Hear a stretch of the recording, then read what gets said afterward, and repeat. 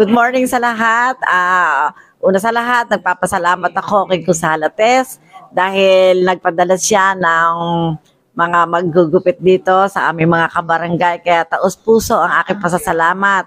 At ang aking mga kabarangay ay nabigyan niya ng libreng gupit. Kaya maraming salamat Kusala Tess. At sa mga staff na naririto, magandang umaga din sa inyo.